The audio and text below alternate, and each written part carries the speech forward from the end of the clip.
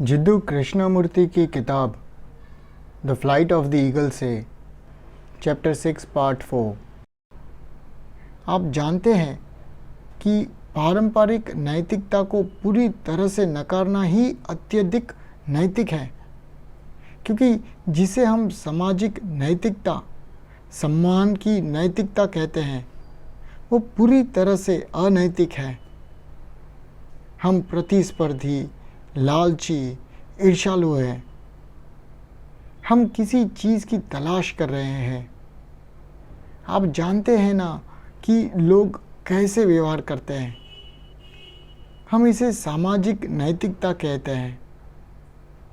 धार्मिक लोग एक अलग तरह की नैतिकता की बात करते हैं, लेकिन उनका जीवन, उनका पूरा रवैया धार्मिक संगठन की पदानुक्रमित संरचना पर आधारित है।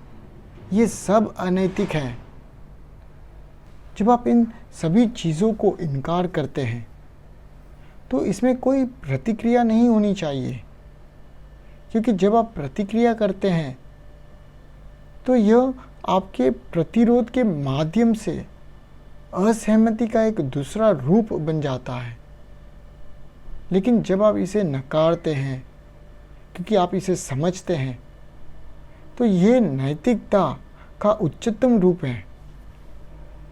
इसी तरह सामाजिक नैतिकता को नकारने के लिए, हमारे जीने के तरीके को नकारने के लिए, हमारा जीवन जो इतना शुद्र है, हमारी उथली सोच और अस्तित्व, हमने जो चीज़ों को इकट्ठा किया है, उसमें खुशी ढूंढना, उन सभी को नकारना, प्रतिक्रिया के रूप में नहीं, बल्कि इस तरह के जीने के तरीके की घोर मूर्खता और विनाशकारी प्रकृति को देखना, इन सभी को नकारना ही जीना है।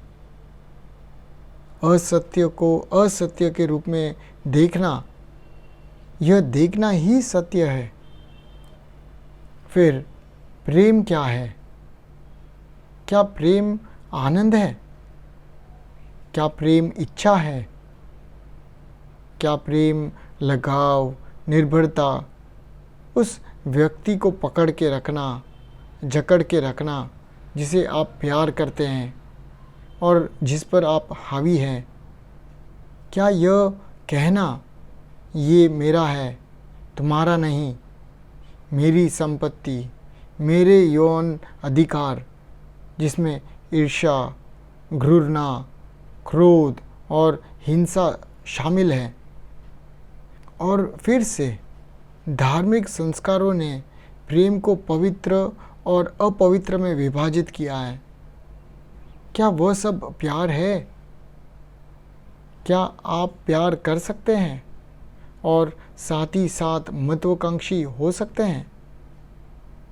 क्या आप अपने पति से प्यार करते हैं? जब वो महत्वाकांक्षी होता है तो क्या वह यह कह सकता है कि वह आपसे प्यार करता है? क्या प्रतिस्पर्धा और सफलता की चाहत होने पर प्यार हो सकता है? इन सभी को नकारना न केवल बौद्धिक या मौखिक रूप से, बल्कि इसे अपने स्वयं के अस्तित्व से पूरी तरह से मिटा देना, कभी भी ईर्ष्या, प्रतिस्पर्धा या महत्वाकांक्षा का अनुभव न करना, इन सभी को नकारना, निश्चित रूप से यह प्रेम है। ये दोनों तरीके कभी एक साथ नहीं चल सकते।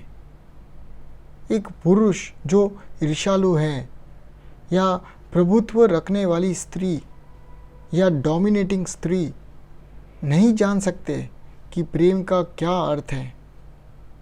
वे इसके बारे में बात कर सकते हैं, वे एक साथ सो सकते हैं, एक दूसरे को पकड़ के रख सकते हैं, आराम, सुरक्षा या अकेलेपन के डर से एक दूसरे पर निर्भर हो सकते हैं, लेकिन निश्चित रूप से वह सब प्यार नहीं है।